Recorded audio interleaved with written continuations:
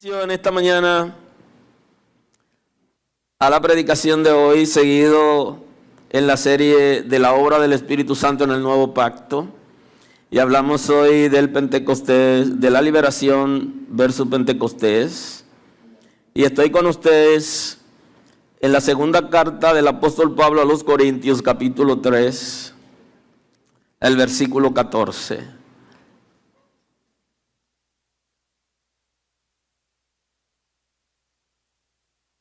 Así dice el texto sagrado en la mañana de hoy, la segunda carta del apóstol Pablo a los Corintios, capítulo 3, el versículo 14, en el nombre de Jesús. Pero el entendimiento de ellos se embotó, porque hasta el día de hoy, cuando leen en el antiguo pacto, le queda el mismo velo no descubierto, el cual por Cristo es quitado. Y aún hasta el día de hoy, cuando se lee a Moisés, el velo está puesto sobre el corazón de ellos. Pero cuando se conviertan al Señor, el velo se quitará. Porque el Señor es espíritu.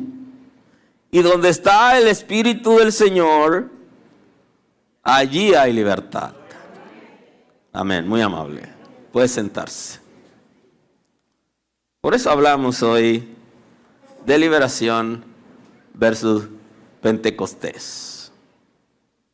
Porque el Pentecostés también vino a producir liberación por medio del Espíritu Santo.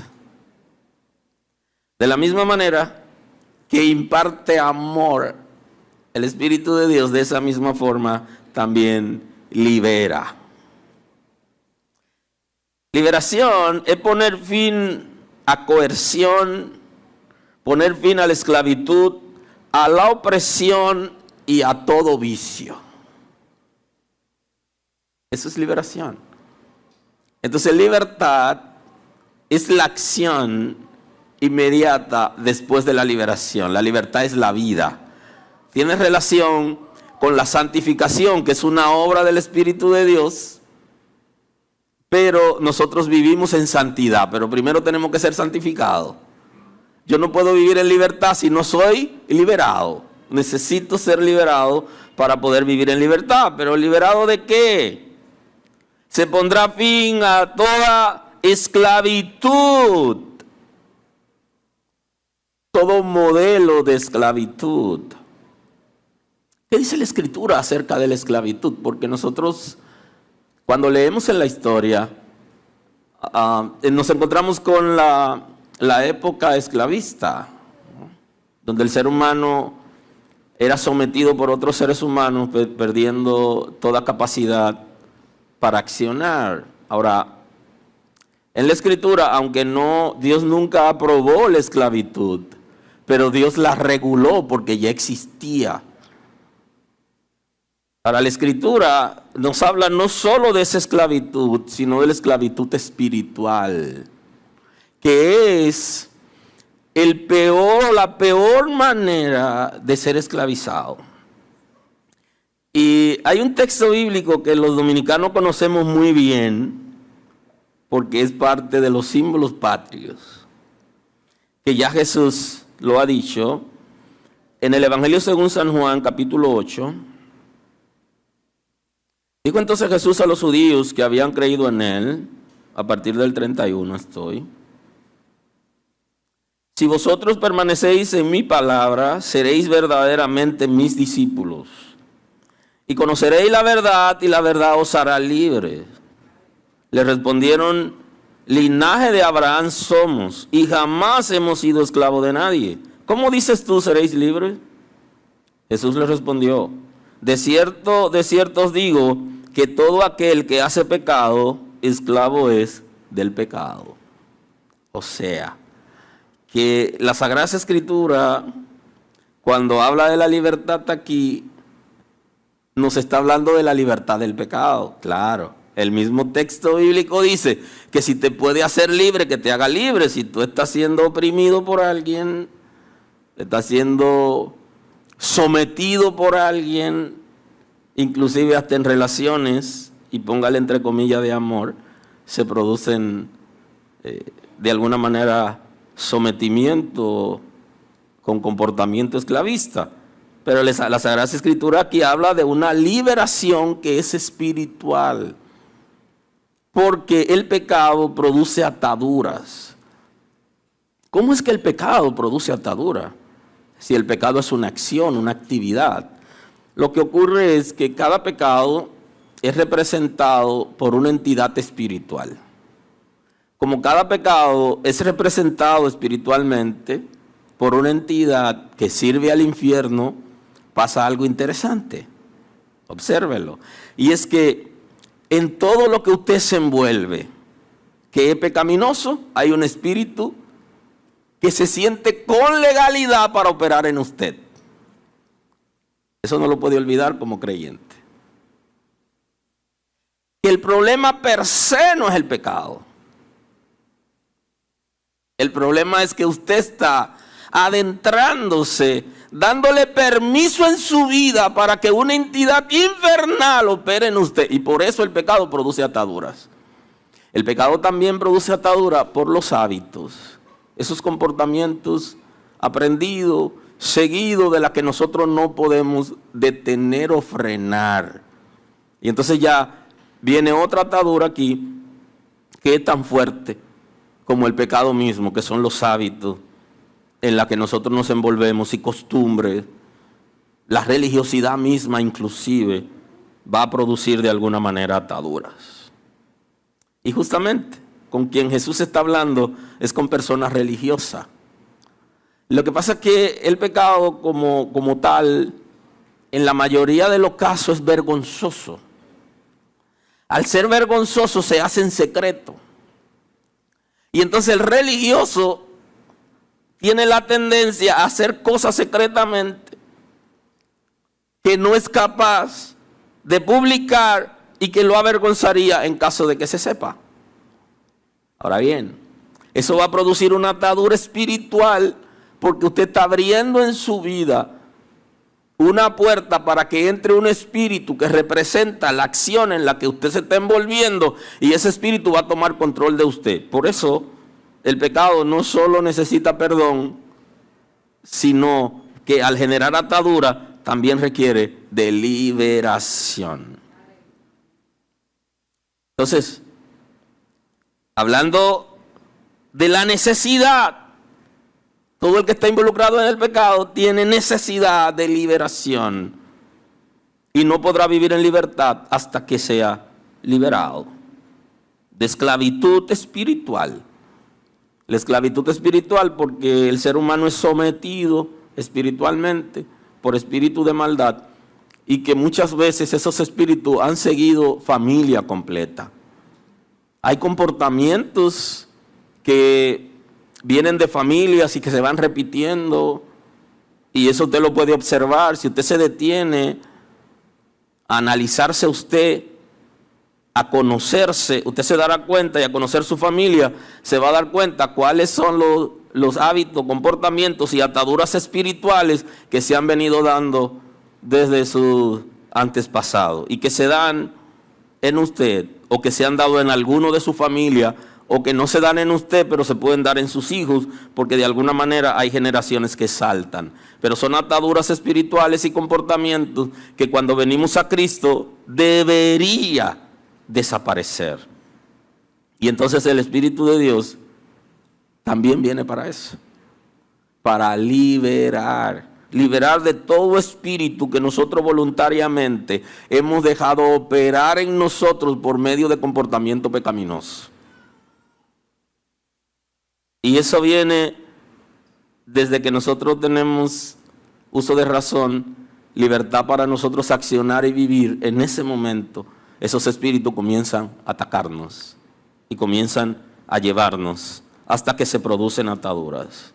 Hay ataduras que, como decía, vienen de la familia, que tienen que ver con familias religiosas, con familias idólatras, que tienen pacto ancestrales, pero hay otros que no vienen de ese tipo de familia, pero hay comportamiento pecaminoso que dan libertad para que esos espíritus operen. Liberación implica acabar con las ataduras y fortalezas mentales y espirituales. Y creo que hay gente que aún ha creído en Cristo y no puede fluir la palabra de Dios y la revelación de Dios porque tienen ataduras que están ligadas a sus estructuras mentales. Tener una estructura mental que no deja que fluya el Espíritu de Dios, que fluya la gracia, que fluya la palabra. Cuando están escuchando la palabra, están como ellos mismos se ponen como rígidos porque han aprendido cosas y hay cosas de las que ellos se han apropiado que no dejan que penetre la palabra para que pueda producir en ellos rompimiento. Y esto es necesario por aquello del conocimiento, que es lo que Cristo está diciendo, el conocimiento de la palabra, el conocimiento de la revelación, el conocimiento de la verdad absoluta que es Cristo, va a producir libertad.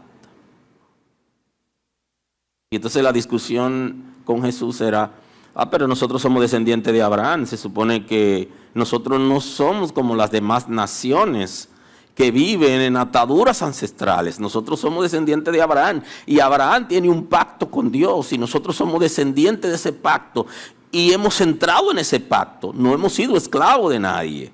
Y entonces Jesús le está diciendo, lo que pasa es que aquí hay un fenómeno que se da aún con los descendientes de Abraham, y es que la condición de pecado produce ataduras. Y yo sé que mucha gente va a preguntar, pero ¿cómo es que los que nacen en la iglesia, los que no nacimos en la iglesia sabemos cómo llegamos aquí, cómo llegamos al Señor? Pero los que nacen en la iglesia, sí, los que nacen en la iglesia ven tantas cosas que ocurren entre creyentes que ellos también se van a camuflajear y van a tener una vida conforme a los religiosos que han estado cerca de ellos. Y entonces eso le va a generar ataduras espirituales y van a abrir puerta a espíritu de maldad que habita en ellos y necesitarán liberación. Aún algunos, y no hablo de la totalidad, sino de algunos de los que nacen en la iglesia. Porque los que no nacimos en la iglesia sabemos. Yo vengo de una familia idólatra. Yo necesité liberación. Y la liberación se da en 3 niveles importantes. Hay una liberación que se da, que el Espíritu Santo la hace inmediata. La mía no fue inmediata. Hay una liberación que requiere conocimiento de la palabra, decisión, y hay una liberación asistida. La mía fue la segunda. En la medida que fui adquiriendo conocimiento de la palabra de Dios, me di cuenta que hacía resistencia a la palabra. Y duré años en la iglesia, hasta que dejé que fluya la palabra de Dios. Eso sí, que cuando el Señor me liberó, se aceleró en el tiempo. Pero duré años en todo un proceso para asimilar, porque al venir de una familia idólatra, había un bloqueo en el conocimiento de la palabra. Mire, y eso es lo que dice aquí el apóstol Pablo. Pero el entendimiento de ellos se embotó.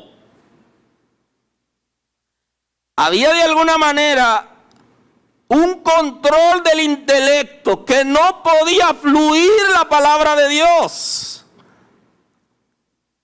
para producir el conocimiento que se requería en el tipo de libertad que yo necesitaba.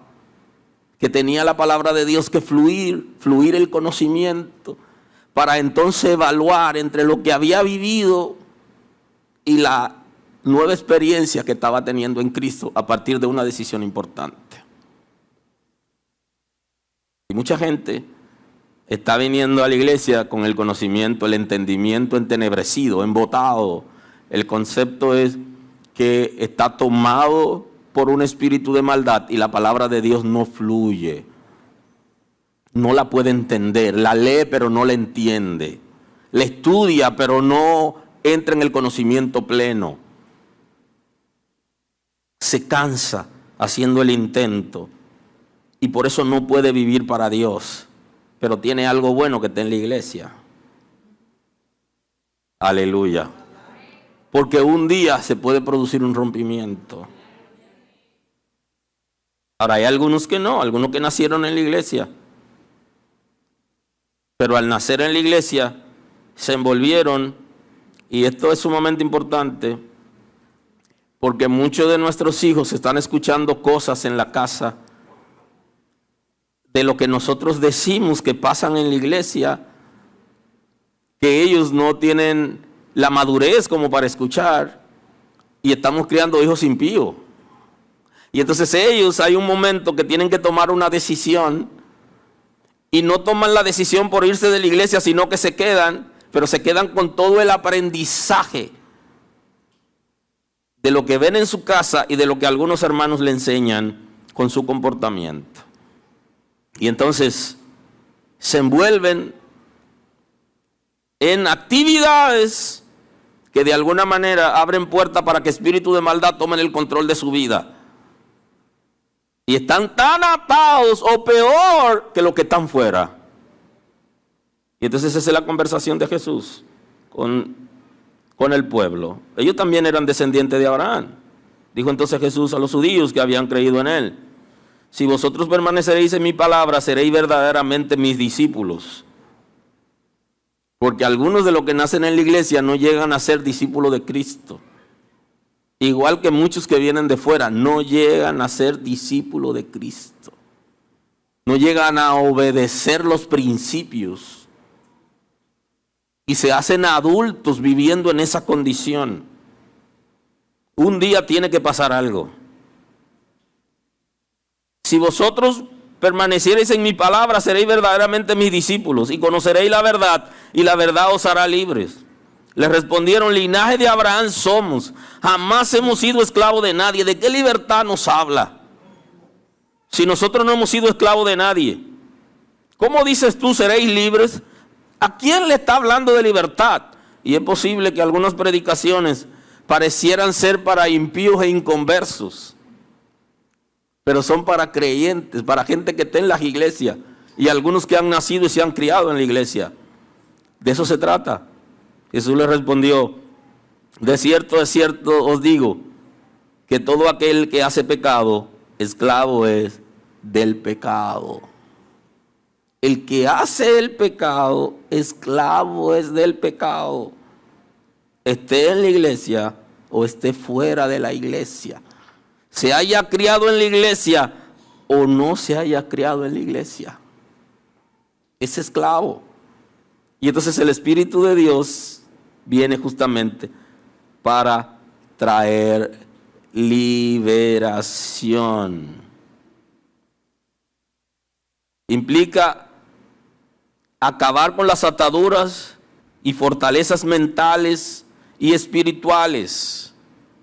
Esas estructuras mentales y fortalezas que no dejan que fluya la gracia, el Espíritu de Dios y el conocimiento de Dios. Es un rompimiento con el infierno y con toda fuerza del mal. La liberación que produce el Espíritu de Dios. Y que el que tiene el Espíritu de Dios debe manifestar esa libertad. Es un rompimiento con el infierno, donde ya el infierno no tiene poder para controlarnos. No somos títeres del infierno. Entonces ese nivel de libertad tenemos que vivirlo y tenemos que entrar en ella. Y nos libera de toda fuerza del mal, igual que de todos malos hábitos que hemos tenido en el mundo o que dentro de la iglesia lo hemos aprendido. Cuando el apóstol Pablo le escribe a los Gálatas, en el capítulo 5, versículo 13 dice: porque vosotros, hermanos, a libertad fuisteis llamados, solamente que no uséis la libertad como ocasión para la carne, sino servíos por amor los unos a los otros. Nos está enseñando un principio importante. Que la libertad que produce el Espíritu de Dios no es libertinaje. No es una libertad que se aprovecha de la coyuntura de una congregación o de un grupo de hermanos para engañarlos, para influir en ellos o para arrastrarlos, ni para hacer malos negocios, ni para ser trepador. No es un chupasangre. Porque vosotros, hermanos, a libertad fuisteis llamados, solamente que no uséis la libertad como ocasión para la carne. El concepto carne tiene que interpretarlo aquí como concupiscente, como concupiscencia. Esa naturaleza donde descansan los deseos desenfrenados. No es el propósito. Es una libertad verdadera y genuina donde el Espíritu de Dios vive en nosotros, controla nuestras acciones, nos disciplina y establece el señorío de Cristo. Que no utilicen esa libertad que ofrece Cristo, que ofrece la iglesia, que ofrece la comunidad de creyentes, para abusarse o engañarse unos a otros, o para tener acciones indebidas, sino servíos por amor los unos a los otros. Sírvanse en amor. Ese servicio en amor no es el servicio en la que usted anda buscando algo a cambio, sino es el servicio que le da a la gente porque usted vive en libertad y sabe que usted depende de Dios y que Dios va a sustentarlo y que ya Él le ha provisto a usted para que usted dé. Claro, la iglesia ha enseñado al revés. La iglesia dice que den para recibir. Aquí no venga a dar para que usted va a recibir. No, usted tiene que dar lo que porque usted quiere dar, es voluntario y porque usted ya recibió. Los que vienen a hacer intercambio con Dios se van frustrados. Porque están esperando más y lo que usted está esperando no necesariamente va a ser como dice la palabra. Y no es verdad que se debe dar con dolor. Aquí no se da con dolor. Aquí se da con amor. Si usted está dolorido, no lo dé. Que no funciona. Y aunque la iglesia se enseñe eso no es bíblico. Usted va a servir a sus hermanos en amor. Usted le va a dar de lo que usted tiene. Y si le tocó comer pasta en su casa y yo llegué, usted me brinda lo que usted tiene. Si yo no quiero pasta, pues beba agua. Porque yo no tengo más nada que darle. Aunque le digan algunos creyentes que son tiguerones, que le dicen al siervo de Jehová hay que servirle lo mejor. Eso no es así. Yo te voy a servir lo que yo tengo en casa. Sí, porque hay unos siervos de Dios que son muy tigres. Y cuando llegan a la casa de los hermanos, Quiere que los hermanos le sirvan, pero que le sirvan de acuerdo a ellos. Al siervo de Jehová hay que darle lo mejor para que no te falte. Es bíblico, son bíblicos, manejan la Biblia, mire, al dedillo. Pero ¿sabes qué? Usted debe servir de acuerdo a sus posibilidades. Y el caso de la viuda y del profeta Elías es diferente. Usted no es Elías y yo no soy viuda.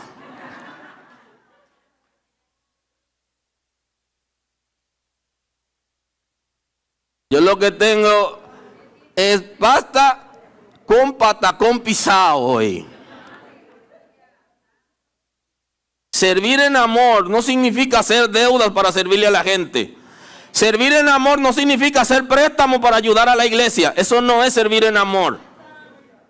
Servir en amor es dar lo que yo tengo, lo que tengo posibilidad para dar, sin dejar de atender a mi familia. Servir en amor es que yo debo dar aquello que está a mi alcance. Sí puedo pedir, porque yo no puedo pedir para mí, no es legal, pero yo puedo pedir para ayudar a otro.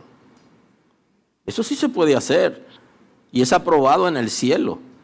Que alguien tiene necesidad, yo no puedo y llamo a un hermano, a una hermana, mire, por favor, yo tengo un caso aquí y tengo que resolverlo, ayúdeme, yo sé que llamé a esa persona y que me va a ayudar y lo va a hacer, o te lo voy a mandar. Eso es servir en amor. Servir en amor no es servir con dolor, ni servir con tristeza. Y hay gente en las iglesias que no son libres. Andan buscando prestado y se meten en deudas, y cuando usted le pregunta, lo que pasa es que en la iglesia estaban haciendo una cooperación y yo quería que la gente sepa que yo di. Usted no es libre porque usted se metió en rojo, violó el semáforo tratando de agradar a Dios. No funciona. Aleluya. Aleluya. Algunos tienen complejo de libertad, pero no son libres, porque tienen temores. Y cuando van a servir a alguien, se aferran a lo que tienen y no pueden servirle. No pueden servir en amor, porque están asegurando lo que tienen y se agarran como si eso es lo único que van a tener en la vida. Y entonces hacen la segunda parte o la primera parte de la viuda, que dice, no te puedo dar lo que tengo porque me lo voy a comer para morirme. Quiero morirme feliz, comiéndome lo último que tengo. Me lo comeré para echarme a morir.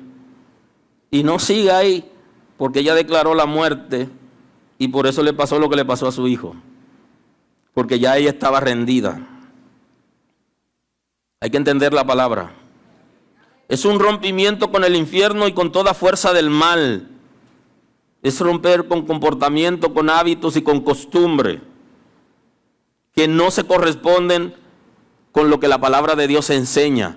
Es romper con conversaciones y vocabulario y palabras que no corresponden a un hijo de Dios. Es aprender a vivir sometido al Espíritu Santo. Que nuestro ego y la concupiscencia estén controlados. Y ese es el concepto de freno. Cuando una persona ha sido liberada, se establece un control, un freno por el Espíritu de Dios, para que no vaya a hacer lo que quiere hacer, sino lo que es correcto. Alguna gente sueñan con hacer lo que quieren. La gente que es libre hace lo que es correcto. Y no dice todo lo que quiere decir, sino dice aquello que es correcto decir. Por eso es que algunas personas dicen, la hermanita dice, suéltamelo a mí, que tú eres muy santa, yo sí sé lo que le voy a decir. Que cuando esa lengua se me suelta, necesita liberación.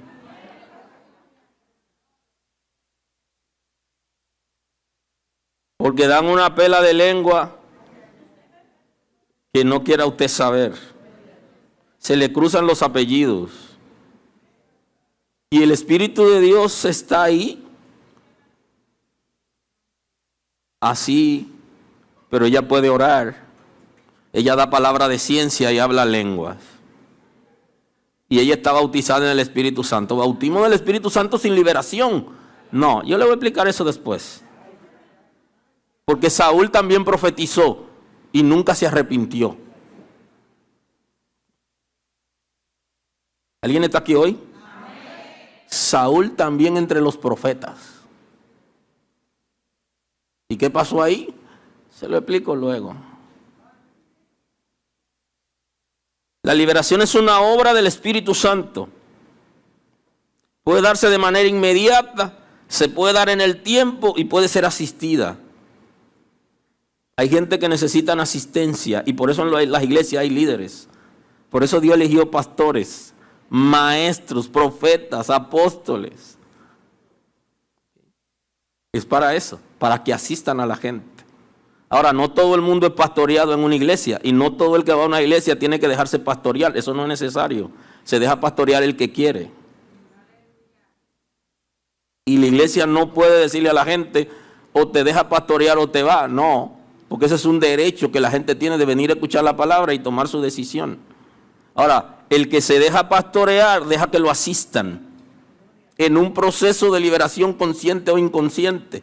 Porque el que conoce la palabra sabe que necesita ayuda.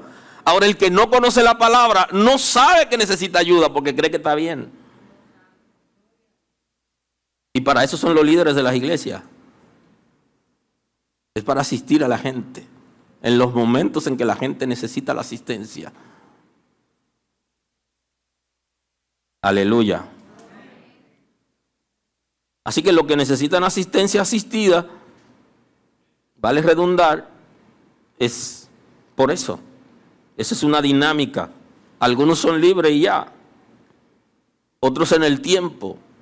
Por medio del conocimiento de la palabra, el Espíritu de Dios lo va guiando para que entren en proceso de liberación. Y lo libera. Porque cuando llega el Espíritu de Dios, libera.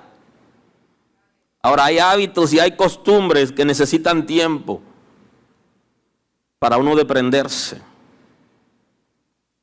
Hay cosas aprendidas que se nos hace difícil soltar eso. Usted puede venir de fuera o criado en la iglesia. Se pueden dar ambos casos.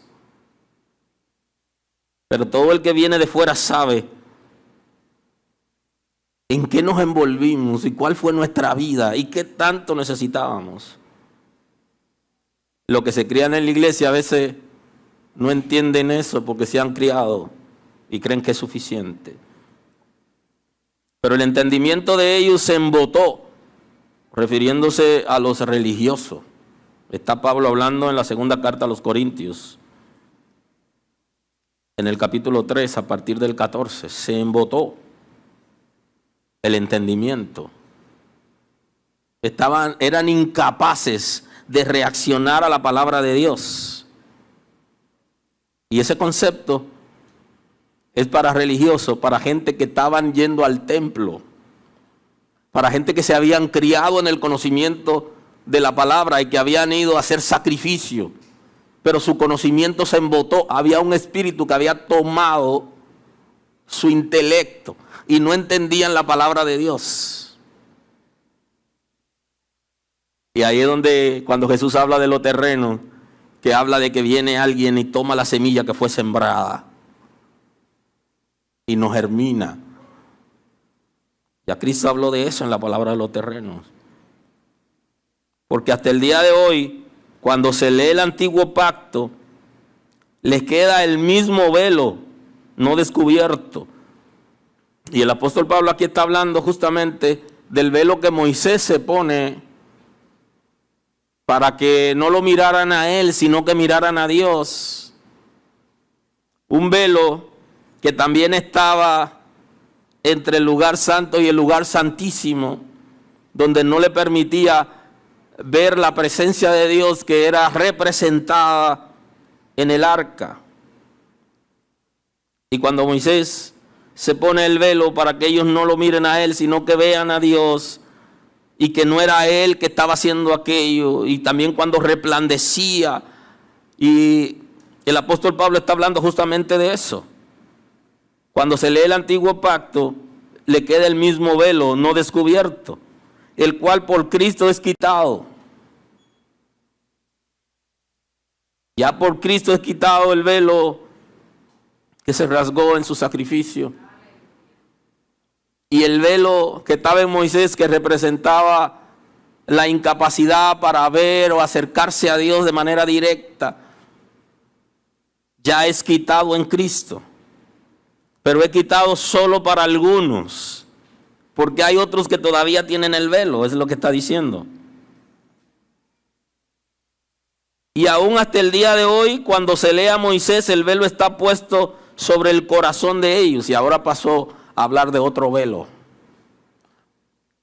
que es el velo que mencionó ahorita, del intelecto. El intelecto embotado, entenebrecido, tomado, y entonces se refiere aquí al corazón, donde no puede fluir la palabra de Dios con libertad, donde se le enseña la palabra de Dios a la gente y usted no ve la respuesta a esa palabra, y se predica palabra y se predica palabra, y hay que seguir trayendo la palabra, pero hay un problema de liberación, y por eso es que la gente no la asimila, no la vive, y preguntan lo mismo, y no le entienden y no fluye. Necesita liberación y puede ser asistida. Bendito es el nombre del Señor. Pero aquí está la solución. Está puesto, ya quitó ese velo de Moisés, del tabernáculo, ahora se va al velo del corazón. Ahora es un problema espiritual que hay. Pero cuando se conviertan al Señor, el velo les será quitado. El velo se le quitará cuando se conviertan al Señor. Y ya Pablo, cuando habla de conversión aquí, está hablando de transformación. Cuando ellos sean transformados, porque hay un concepto, dos conceptos en la Escritura que vienen siendo analizados desde la predicación de Cristo y el Pentecostés, que es el arrepentimiento para vida y la conversión. El arrepentimiento para vida es una decisión del individuo. La conversión es una obra del Espíritu de Dios. Y entonces él aquí está utilizando el concepto de conversión. Cuando ellos sean transformados. No cuando den el paso de entrar a la iglesia por medio del arrepentimiento, sino cuando entren en la conversión. Esa es una de las predicaciones de esta serie.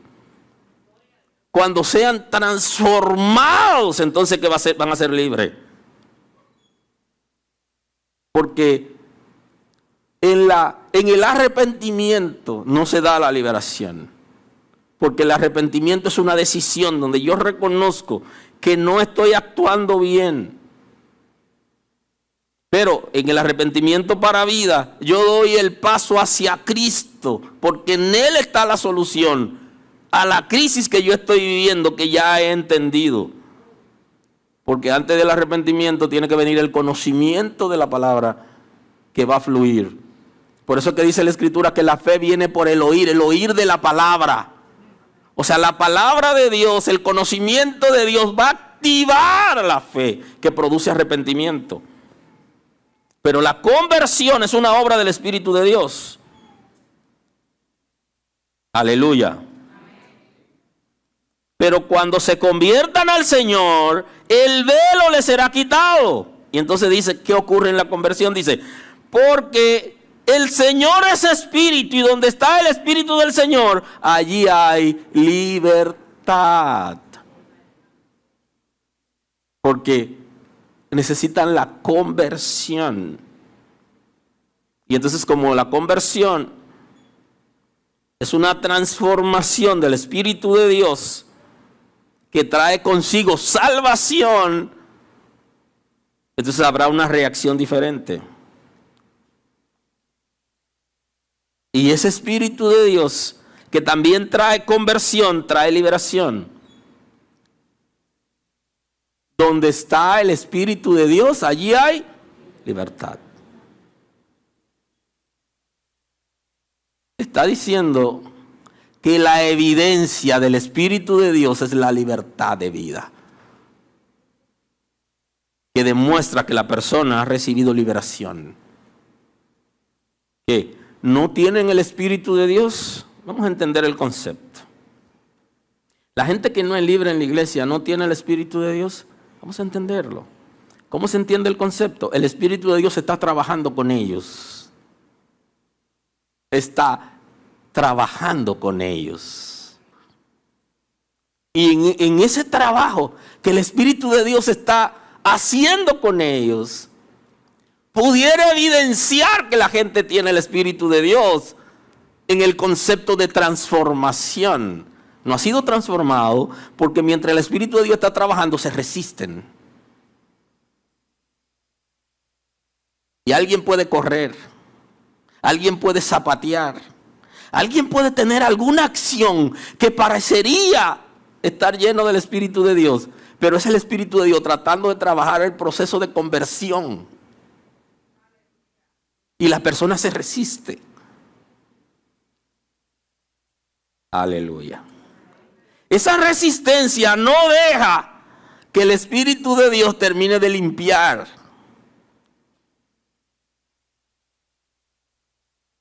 Porque en la limpieza, en la transformación, es donde Él toma el control. Como cuando usted compra una propiedad, compra una casa, que usted decide hacerle algunos arreglos, limpiarla, organizada. La organiza y entonces después usted habita en ella. El Espíritu de Dios está trabajando. Y hay mucha gente que está trabajando pero se están resistiendo. Ellos saben que no están bien, pero la gente cree que por los episodios que se observan en ellos están bien. Y no lo están. Porque no han abierto totalmente su corazón y porque no se han rendido totalmente. El apóstol Pablo, cuando le escribe a la iglesia de Colosa, cuando escribe a los colosenses, él ora por los colosenses de la misma manera que oró por los efesios, pero con motivaciones, como eran iglesias diferentes, con motivaciones diferentes. Y en el capítulo 1 de la carta a los colosenses, en el versículo 9, el apóstol Pablo escribe: por lo cual también nosotros, desde el día que lo oímos, no cesamos de orar por vosotros y de pedir que seáis llenos del conocimiento de su voluntad.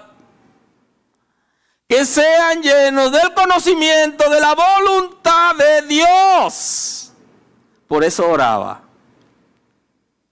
Así que en la lista de oración, no saque todo lo que usted le pide a Dios, pero ponga, antes de todo eso, establezca un orden de prioridades. Y ponga lo que va adelante, póngalo adelante. Lo que tiene que ver con Dios, con su conocimiento, con su palabra, con el crecimiento, póngalo ahí adelante. Y deje todo lo otro, porque usted está acostumbrado y esa es su lista. Y va tachando lo que Dios le va dando. Pero ahora, ponga, antes de pedir eso, pida otra cosa también. Y el apóstol Pablo nos enseña acerca de la prioridad de su oración. Conocimiento de la voluntad, de toda sabiduría e inteligencia espiritual. Fue capaz de decir: yo estoy orando por la iglesia para que sean llenos de sabiduría y que desarrollen inteligencia espiritual. Una iglesia que es capaz de desarrollar inteligencia espiritual no es una iglesia engañable ni confundida, sino que está en capacidad de saber quién es quién. Porque sabe lo que se está moviendo en el mundo espiritual y puede tratar bien a una gente y no por eso le quiere decir que esa persona no sabe quién es. Porque hay una palabra, un proverbio que se ha hecho común en las naciones de habla hispana, y es que lo cortés no quita lo valiente. El hecho de que usted pueda tratar a una gente bien no significa que usted no tenga capacidad de conocerlo, de saber quién es. Cuando una iglesia desarrolla inteligencia espiritual, y creo que esta es una de nuestras prioridades como iglesia, estamos en capacidad de conocer a alguien que tiene algún impedimento físico sentado. No tiene que caminar para que usted sepa que tiene un impedimento físico. Ese también es otro proverbio en las naciones de habla hispana.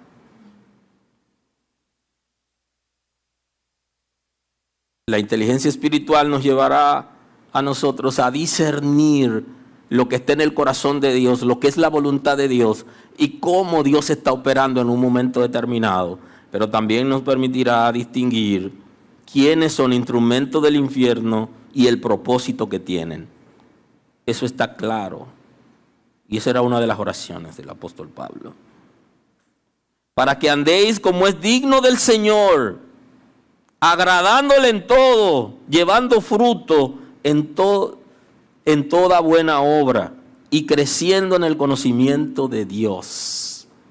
Oraba para que la iglesia de Colosa pueda agradar a Dios, que conozca su voluntad, que se involucre en las cosas extraordinarias de Dios. Y eso no es una obra individual ni una obra colectiva, es una obra del Espíritu de Dios que nos guía al conocimiento de la verdad, a la revelación y a una vida de principio para poder agradar a Dios y dando fruto de buena obra, creciendo en el conocimiento de Dios, fortalecido con todo poder, conforme a la potencia de su gloria, para toda paciencia y longanimidad, aunque pareciera una repetición de la palabra paciencia y longanimidad, sino que se desarrolle la paciencia en nosotros y también la paciencia de Dios. Que podamos conocer la paciencia de Dios, que en este caso es la longanimidad. Una es la paciencia de nosotros como ser humano y otra es que conozcamos la paciencia de Dios. Que la longanimidad es la paciencia de Dios. Dios es paciente con nosotros para que se pueda producir la transformación que se requiere. Y esto es importante en la iglesia, que nosotros le demos tiempo a la gente para que la gente pueda aterrizar en Dios, conocer a Dios, servir a Dios y ser transformado. Porque no pasará de la noche a la mañana. Hay que dar un chance para que la palabra llegue. Y aquellos que generan un molde para que la gente entre, la gente entrará y será cada vez más religioso. Porque va a ser más como nosotros queremos que sean y menos como Dios quiere que sean. Es mejor dejar a la gente que vivan su experiencia hasta el momento en que estén en capacidad de dar respuesta a lo que la Sagrada Escritura está enseñando. Y aquellos que de la noche a la mañana están intentando parecerse a otros, se están engañando a sí mismos y no son libres. Porque el que es libre vive lo que vive y es realista. Lo que es, lo es y no lo esconde. Y donde le falta algo, no trata de llenarlo con mentiras. El conocimiento de Dios y fortalecido en todo poder conforme a la potencia de su gloria, para toda paciencia y longanimidad, con gozo, dando gracia al Padre que nos hizo aptos para participar en la herencia de los santos en luz, el cual nos ha liberado de la potestad de las tinieblas y nos ha trasladado al reino de su amado Hijo, en quien tenemos redención por su sangre y el perdón de pecados.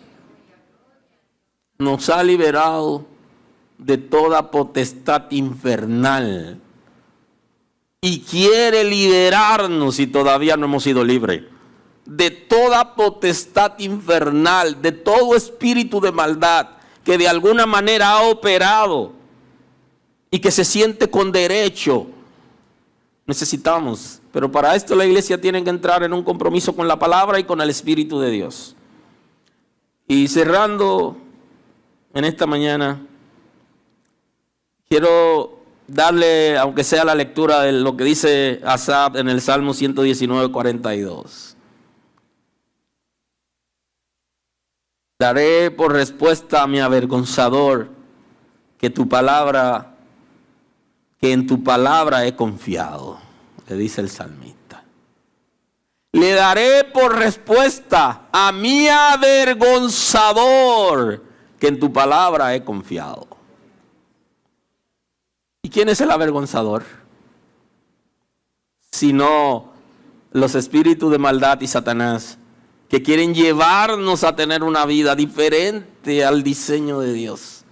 ¿Qué respuesta dice el salmista que le va a dar? Una respuesta de la palabra. ¿Y cuál fue la respuesta que le dio Cristo al avergonzador? La palabra. Una iglesia, para ser libre, necesita conocer la palabra. Y conoceréis la verdad. Y la verdad los va a hacer libres. Y la verdad es la palabra, es el verbo de Dios, es Cristo mismo. Es la revelación de Dios. Conocerán esa verdad. Y esa verdad lo guiará a la libertad. Necesitamos conocer la palabra. ¿Qué le diremos al avergonzador cuando venga el enemigo a atacarnos? ¿Qué le vamos a decir? ¿Cómo le hablaremos? Con la palabra de Dios, con tu palabra. Le diré que yo he confiado en tu palabra. Le diré que mis raíces están en ti, que tú me has perdonado. Y esa es la palabra que le da a Martín Lutero y vale ahora en este mes del movimiento protestante, la palabra que le da, según registra, la palabra que le da a Satanás cuando fue a atacarlo, porque él había participado en algunos acontecimientos que no se podían probar como legal en ese movimiento protestante. Y cuando fue a atacarlo y le dijo de todo, y entonces Lutero le dijo, ¿tiene algo más? Y él le dice, es suficiente. Y él le dijo, pónselo a la cruz de Cristo. Al avergonzador tenemos que decirle, ponlo en la cruz de Cristo. Ya Cristo lo llevó. Respóndale con la palabra, conforme a lo que está ocurriendo. Y vivirá en libertad. No, dice, no quites de mi boca en ningún tiempo la palabra de verdad, porque en tu juicio espero.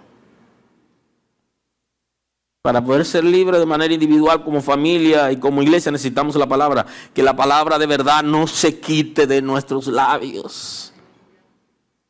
Que aprendamos a responder con la palabra. Y que vivamos la palabra. Guardaré tu ley siempre, para siempre, eternamente. Y andaré en libertad, porque busqué tus mandamientos. Andar en libertad no es un capricho de que yo soy libre, que tengo una Biblia.